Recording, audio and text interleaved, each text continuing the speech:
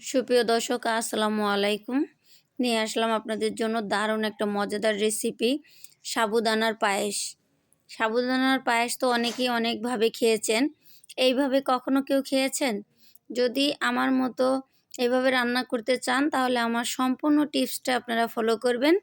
দেখবেন একদম ভিন্ন স্বাদের সাবুদানা তৈরি করে নিতে পারবেন। সাবুদানার পায়েস। প্রথমে আমি এখানে গরম পানি নিয়েছি। গরম পানিটা একটু বলক দিয়ে তারপরে আমি 1 কাপ সাবু নিয়েছি। সাবুটা আমি গরম পানির মধ্যে দিয়ে দিলাম। তারপরে 2 টুকরা দারচিনি, 2টা এলাচ আর সামান্য একটু ফুড কালার নিয়েছি।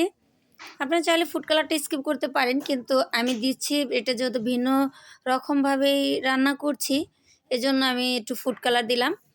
তারপর অল্প করে একটু লবণ দিয়ে দিলাম। লবণ দিয়ে চুলার আঁচটা মিডিয়ামে দিয়ে আমি সাবুদানাটা ফুটিয়ে নিব। কারণ সাবুদানা ফুটতে কিন্তু অনেক টাইম লাগে। যদি আপনারা একটু ভিজিয়ে রাখেন হাতে সময় নিয়ে, তাহলে কিন্তু সাবুদানা ফুটতে সাহায্য করবে। আর যদি মনে করেন যে না, হাতে সময় নেই, সাবুদানাটা একদম লো হিট দিয়ে ফুটিয়ে নেবেন।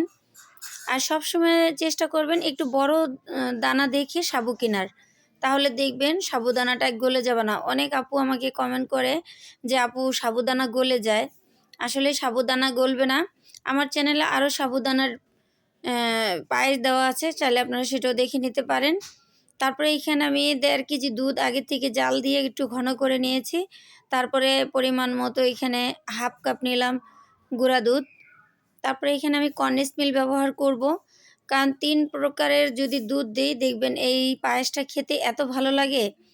যত দুধের পরিমাণ ঘন হবে পায়েসটা ততই মজা লাগবে।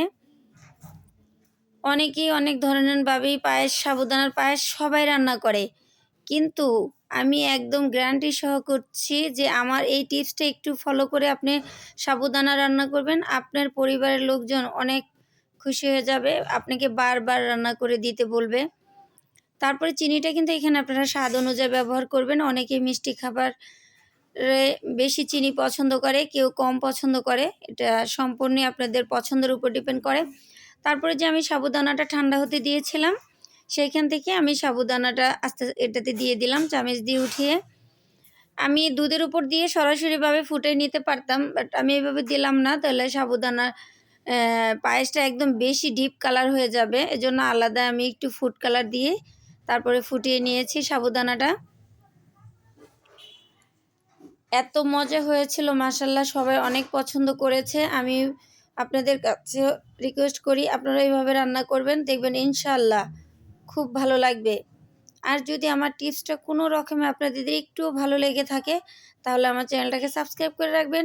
যখন আমি পরবর্তী কোনো ভিডিও আপলোড দিব সবার আগে আপনি পেয়ে যাবেন, এবং আপনাদের পরিবারের সাথে আমার ভিডিওগুলো শেয়ার করে দিবেন। আমি সবাইকে বলছি সবাই আমার পাশে দাঁড়ান। আসলে আমি অনেক দিন আমার চ্যানেলটা বন্ধ রাখছিলাম, এজন্য আমি নিয়মিত ভিডিওগুলো আপলোড দিতে পারিনি, আমি অনেক অসুস্থ ছিলাম। তারপরে এখানে কিছু কাঠবাদাম আমি কুচিয়ে নিলাম, তারপরে কয়টা কাজু বাদাম কুচিয়ে নিয়েছি, সেটাও দিয়ে দিলাম।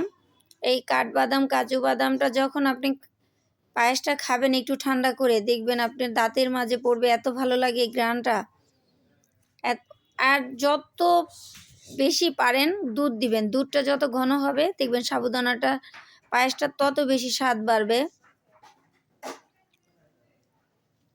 তারপর আমি এইভাবে আস্তে লো হিট দিয়ে জাল, যেহেতু সাবুদানাটা আমি আগেই ফুটিয়ে নিয়েছি, এজন্য আমার দুধে দেওয়ার পরে বেশি একটা সময় লাগে নাই। তারপরে আমি এই পাত্রে ঢেলে নিচ্ছি।